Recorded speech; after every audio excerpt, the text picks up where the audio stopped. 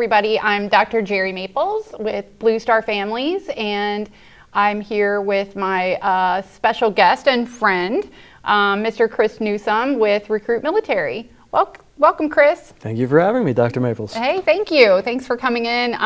We wanted to really kind of talk about Recruit Military today and military spouse and the what I really kind of see now as an un- or underemployment crisis among our military spouses and transitioning veterans and all those folks that you guys help at Recruit Military and really do your part, right? To put them to work and partner with organizations like Blue Star Families and others out there, right? And really kind of what you guys do all across the country, because I've known you for over a decade now? At least a decade. At least a decade. Maybe longer. Yeah, maybe longer. Yeah, not to date ourselves. Yeah, we're not old or anything. So I wanted to really kind of talk about that and let individuals know out there in the audience, how they can maybe get involved with Recruit Military, whether they're a company or someone in need of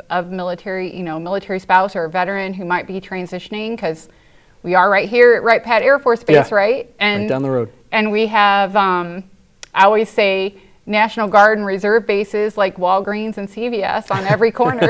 Absolutely. So we definitely want to, let folks know that may not be familiar. Yeah. And I also think maybe talk about the challenges that our military spouses and veterans are facing. So yeah. How about you? I'll let you start talking, and Sure. I'll be quiet. No.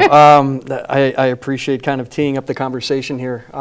So we at Recruit Military, as you know, focus on the military community at large, which obviously encompasses the military spouse component. We advocate, we firmly believe that the military spouse serves in their own right. Sometimes, I don't want to say more so, but in a very unique and intensive way relative to their service member counterpart. They're the ones that have to hold down the fort while the service member is training, while they're deployed. A lot of moving parts. They have to rear the children. They're the glue. They're the glue of the military family unit. So when we look at the military demographic, it's imperative to look at the military spouse. And beyond looking at the military spouse simply because categorically they belong or it's the right thing to do, there is a wealth of untapped professional potential within that sub-demographic. Highly educated, highly diverse in terms of work experience and the attributes and professional accolades that they bring to the workforce, which tend to be overlooked in many cases, because when we're looking at a spouse on paper, say a resume, a human resources generalist or a recruiter that doesn't understand their experience or the intricacies of that demographic, they don't understand what it means when there might be a 2-year work gap. They don't understand what PCSing means and is and how that impacts the individual. They look at it as a gap in a resume.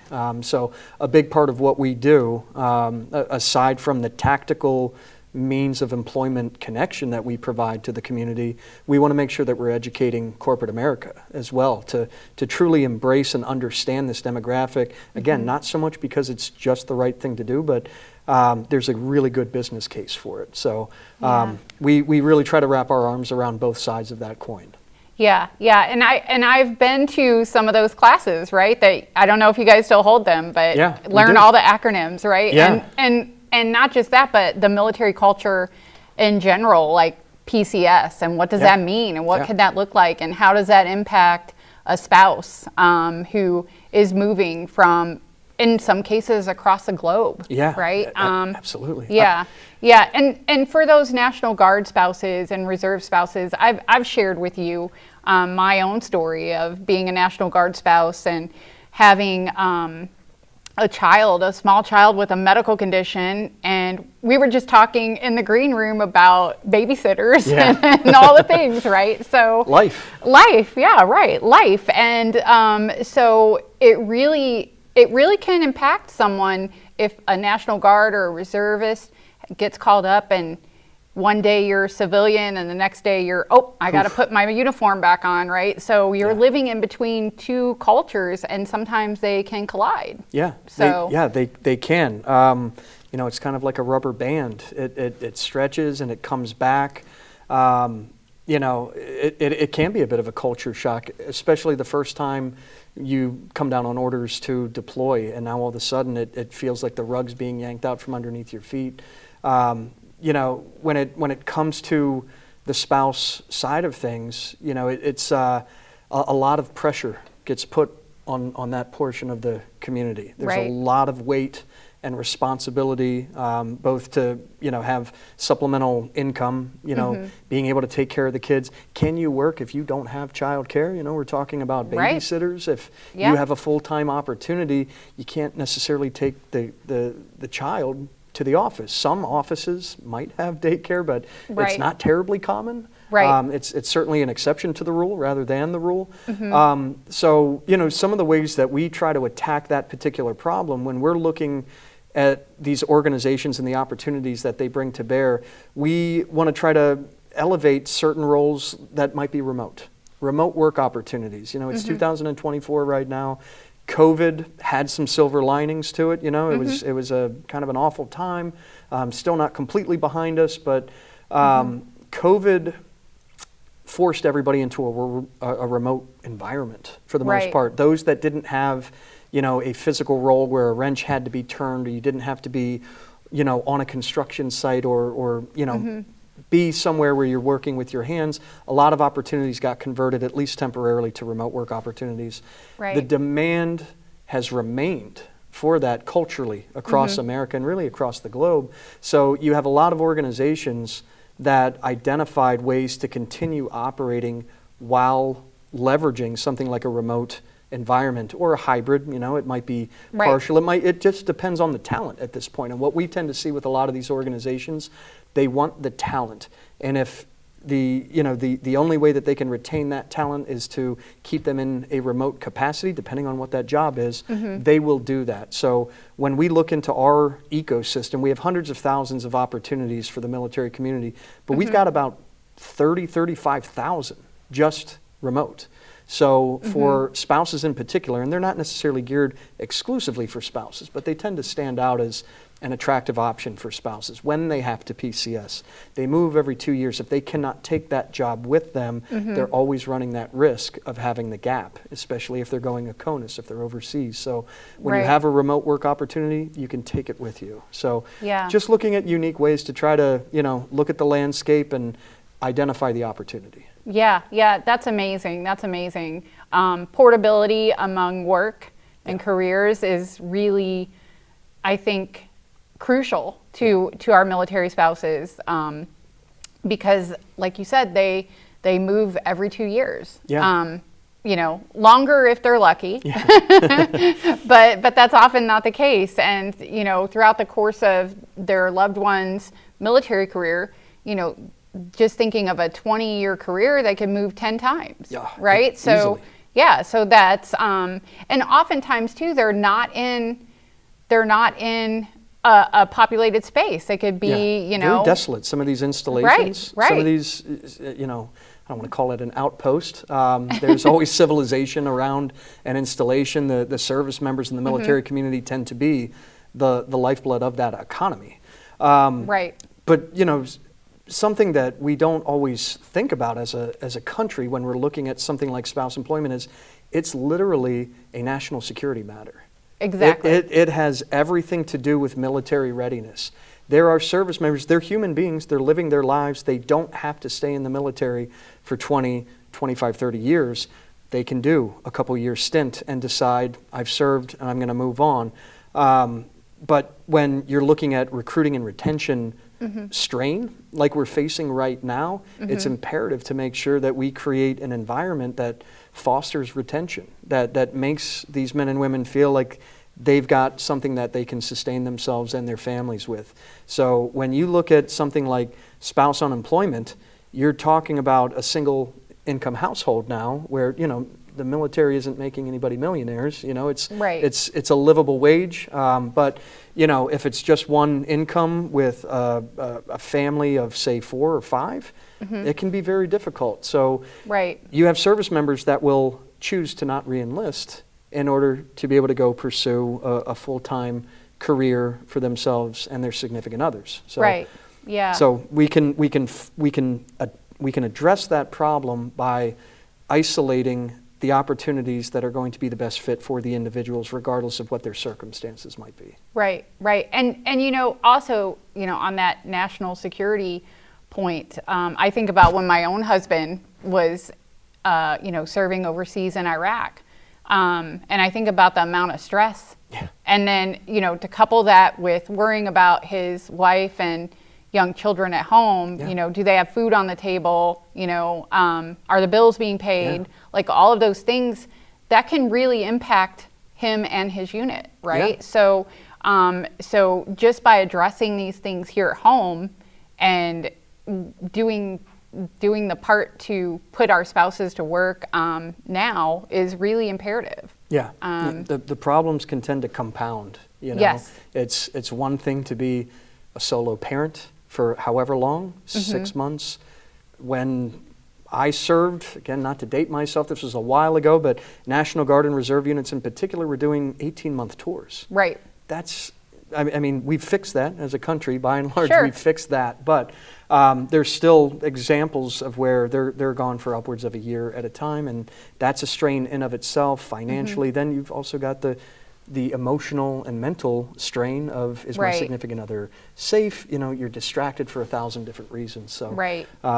Yeah, these are things that absolutely have to be addressed for the sake of national security, if not just making sure that we have sound mind, body, and soul for our service members and their significant others. Yeah, absolutely.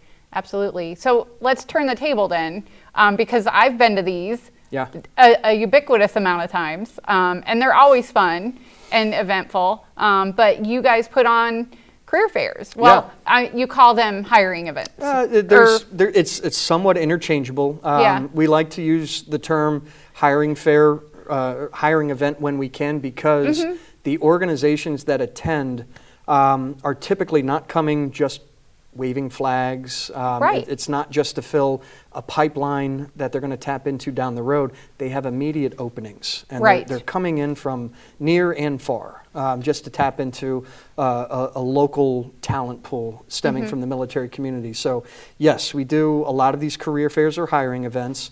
We'll do, by the end of this year, probably about 110, 115 all across the country, both in person and virtual. Right. We want to make sure that we can cover down on any geographic areas where we don't have boots on the ground.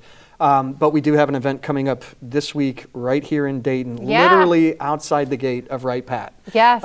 So if you're familiar with the Wright Pat main gate, go to the right. Yes. There's a little side road I always there. say that. You just go to the right. Don't go through security. Go to the right before you go through the MPs. And we've got Thursday, November the 7th, at the Hope Hotel and Richard C. Holbrook Convention Center. It'll be probably about 3 to 4 dozen organizations representing every industry. We're going to run this event from 11 a.m. to 3 p.m. So it's a 4-hour low intensity, high impact sort of event. Right. These organizations understand that these men and women are transitioning, or they're coming directly from the Guard or Reserve communities, or even the veteran demographic, the military spouse demographic. So we're preparing these organizations to kind of talk that talk as they walk the walk, because some of us, especially stemming from active duty, we will talk in acronyms. We have some habits that we they're hard to break. It is. That's been our language. That's been our the way that we communicate. But it doesn't translate always over to civilian terminology. Sure. So we always do our best to make sure that we can prepare these men and women. So for anybody that gets the opportunity to register ahead of time, we do weekly seminars, professional development. We'll teach you how to negotiate your salary, best practices in interviewing techniques, how to write your resume, how to target that resume for the role, for the industry. We'll do everything to wrap around to make you feel prepared. And again, we're stewarding the other side of the coin as well. We're making sure that we're helping these companies understand what they're walking into. And most of these organizations actually have service members in their recruiting staff. So they speak the language. You know, we try to help them bridge that gap by saying, you know, hey, you need to hire somebody that comes from the uniform or from the community into your recruiting staff, and you know, from there, giving them that guidance and the tactical, you know how to navigate one of these events is a lot easier. Yeah, absolutely, absolutely. And you know, I've saw a lot of organizations out there now starting to make military and veteran clubs, or maybe clubs isn't the right word, but groups. Yeah, employee resource groups, right? ERGs. Employee, yeah. And I think that's really great because it keeps that culture, but it also really shows that they're doing, you know, what they can to support that demographic, whether they're veterans or still serving or whatever that may look like. You know, I think back when my husband, before he got out, he worked for a local hospital. He was security, and he had to, within 2 hours, I had to give him a haircut and run to Meijer and do all these things to get him ready to leave because he was being called up to Katrina. Okay. And I was like, oh no, what do I do? Right? Yeah. He had just been home a year from Iraq, and now he was leaving again.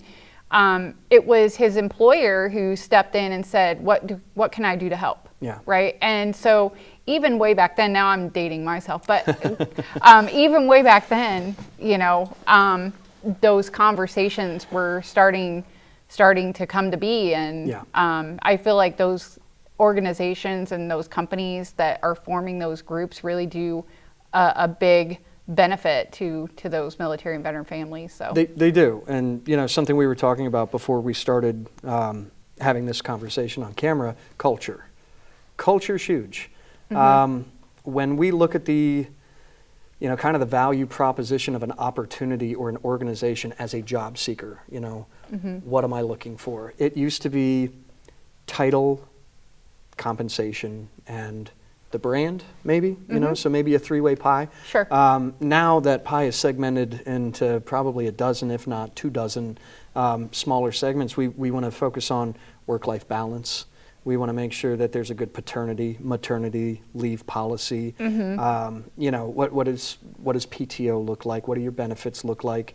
So ERGs, employee resource groups, veteran-focused employee resource groups in particular, are a cultural element that a lot of companies are starting to adopt, and not everyone has it. And this is, you know, I always challenge any job seeker from this community, whether you're a spouse, whether you're coming directly from uniform, do that soul searching. Make sure that you're looking at an opportunity in an industry that speaks to you, that meets your professional expectations. But you also want to do a little bit of a deeper dive. What is their culture? You can find that out now. LinkedIn's a pretty powerful tool. Yes. Sites like Glassdoor are pretty powerful tools. You can look in and you can either connect directly with somebody that works for that organization. You know, I always encourage LinkedIn to use as a follow-up tool anyway. You know, like, go connect with that recruiter you just spoke to, so you're not just another resume in the stack. Right. But you can also ask current and previous employees. You know, you can see what they thought of the organization. How was the culture? It may influence whether or not you submit your application or follow through with an offer. But it speaks volumes, not just that organization cares, because again, military community hiring initiatives are more than just patriotism and altruism. It's a data-driven business case at this point. Right. Our community tends to outperform our counterparts. And it's not to say our counterparts are not good. They're amazing, they're great. But by you know, margins, you know, there's metrics that state that the military community candidates are going to outperform. They're going to be able to be retained a little bit easier, longer. So they really throw off some of those you know, retention woes that a lot of companies are plagued with. It's expensive to have a low retention rate. You know, if you bring people in and it's a revolving door, that's actually expensive. It's really expensive for a company to maintain that. So by focusing on what that community needs, do a quick audit of your workforce. Identify the service members or members of the spouse community, Guard, Reserve, anybody that's within the organization right now that comes from that, from that demographic, and, use them to kind of nurture the incoming folks that that come from the same side. So anyway, I believe that it's, aside from just being a good thing to do and the right thing to do, there's also a really good business case for it that'll help the bottom line of the business. Absolutely, absolutely. I think about just, my own journey that led me to Blue Star Families. And it was a bumpy ride, Yeah. But I get up every day and have conversations like this, and show others how they can do their part. I think that's really important for other companies out there to learn how they can do their part, because sometimes they may not even think about, oh, I didn't really think about who is working for me and who's on my staff. Maybe I need to know that. It's not, I don't think it's a conversation or a question that really comes up too often, but it should, right? And companies, again, there's a business case for all of this. Companies perform better when they invest in their employees, right? When they focus and nurture the needs of your workforce. They're going to be more motivated. They're going to be more loyal. Take care of them and they will take care of you. It's not complicated. Yeah. It's really not, but it's not. But it's lost. It's lost on some organizations. So again, that's a big part of what we do at Recruit Military. We try to grab them by the hand and show them the right way to do something, and to give them the tools and the means to manifest that into action items and things that they can roll out to enhance their own culture. That's really great. Yeah. That's really great. So when we're thinking about someone out there, an organization who is like watching this and they're like, oh, I need to go learn more about that, or I don't know who's military connected in my employee base. What do you recommend them do? Well, first, again, a simple audit, to just go to HR. Is that a question you even ask? Because in some cases, and you want to be careful, you don't want to just randomly ask, who's a veteran. Find a holiday that may align. Veterans Day is coming up. Yes, it is. In a week literally from today. A week. Yeah, a week from today. Next Monday is Veterans Day. Use that as an excuse to canvass your employee base and let them know we want to celebrate you. We want to recognize your service to the country. We want to say thank you and to share with you how proud we are to have you as a member of the team. There's really simple ways. You don't need, platforms and widgets. You don't have to do anything crazy to just identify who these folks are. But I always say that's the starting point. Yeah. Identify who you've got in your ranks currently. And then from there, depending on what you want to do, if you're trying to add more, that's where there's vendors, there's organizations, there's great organizations like Blue Star Families, there's organizations like Recruit Military, a lot of the other partners that you have that can kind of give you access to that talent pool if you're not sure how to tap into it. Yeah, absolutely. I highly recommend Blue Star Families careers. Yeah. We do have a career component that works in conjunction with Recruit Military, right? We're strategic partners we with you are, guys. Yeah, we we're are partners in crime. Yes, absolutely. Doing our part to combat the spouse unemployment crisis, right? But I definitely want to push them your way too, because I've seen firsthand, I've been to these hiring events. I've been online virtually at them as well, and I know how they work, and I've seen firsthand the differences that you guys have made in the lives of our military spouses, our military veterans. And so we definitely want to highlight your own portal, right? It's your own portal that has thousands and thousands of employers out there who want to put folks to work. Yeah, we've it takes a village. Blue Star Families does things that Recruit Military does not. It does. We stay true to our core competency, and that is facilitating the connection between the job seeker and the employer that specifically wants to hire and retain from the military community. But we don't have all the answers in terms of the wraparound services. You know, Sure. some of those really granular needs at the individual family level, you know, we focus on employment, and that's where we tag in great partners like yourselves to make sure that we take that village approach to stewarding these guys and gals. But yeah, there's a number of different ways that we get you connected. You know, the hiring event, which I'd be remiss if I didn't mention that we're doing this in conjunction with DAV, Disabled American Veterans. So Right. we work with them. Every event that we do in concert with them. Right.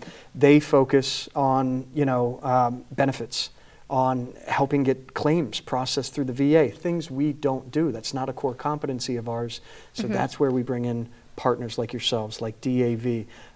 We have our hiring events. We have our career portal that has hundreds of thousands of opportunities. Dayton alone, we have 10,000. 10,000 opportunities you can tap into right now, and that's not including the 30 some odd thousand remote work opportunities that we have. Right. So we do work at that very local level as well as on the grand scale. You know, if you're transitioning and you don't know where you're going to go next, it's okay, you know. Get into the system. You create your own professional profile. Who are you? You know, what are your passions? What are you interested in? What's your future work interest? Your education level? Do you want to relocate? What kind of compensation are you looking for? We do this intake, and we call every single job seeker as well. So for anybody that does not yet have a professional profile with us, we're going to call you. Everything we do is cost-free, and it's lifetime access. So you need us now, and then you make a career pivot in 2 years, come on back. You know, your profile will be waiting there, and so will we. But yeah, we're going to make sure that we do meaningful matchmaking. It's not just, here's a job board, good luck. It's no, plug in your MOS if you're a service member. And the system will algorithmically kind of decode that and elevate opportunities that are aligned with your MOS. If you're a spouse and you're looking for, you know, whatever the category of work might be, finance, you know, wealth management, HR, IT, doesn't matter. Plug in those key terms, your zip code, boom, you've got everything right there. Click of a button, you can apply. It's a streamlined process. And then we also do placement services. We will handhold somebody through the entire life cycle of the hiring process in some cases. So yeah, anything and everything employment and connection related, that's what we do. And then we cling on, you know, passionately to partners like you to make sure that we can have a holistic support system for everybody as well. That's amazing. That's amazing. And just so you know, I'm not going to be using my portal anytime soon. But I do appreciate you coming on and talking with me. It's always good to see you, Chris. And I just really appreciate everything that you guys do for our families, our spouses, our veterans, because it's often a bumpy road. And, you know, there's always a lot of questions and a lot of uncertainty and in many cases fear, but you guys erase all that by your hand holding and all the work that you do, not just by yourself, but with the village, right? So it takes that village. And one last shameless plug, only because it's specifically for spouses. On the 19th, we have a workshop that we're doing from 2 p.m. to 3 p.m. It's virtual. Okay. You can find it on recruitmilitary.com or find us on LinkedIn. Yeah. Where we're going to work specifically with spouses, giving them classes, you know, how to overcome that work gap history. Yeah. You know, some of those tactical elements that I don't want to say plague, but that afflict the spouse community in particular. So if there are any spouses that are listening that are, you know, they want the opportunity, they're just not sure how to champion for themselves or how to present themselves on paper, attend this workshop. It's just for you. We're doing it with MSEP and SECO. So we've got we've got some great subject matter experts. So we're very passionate about the spouse component and making sure that we're giving them the same level of care that their service member counterparts get. Awesome. And that's recruitmilitary.com. That's it. Right? Yep. And when you're done there, just jump over to bluestarfam.org. Absolutely. All right. Thanks so much, Chris. Thanks, Dr. Maples. Thank you.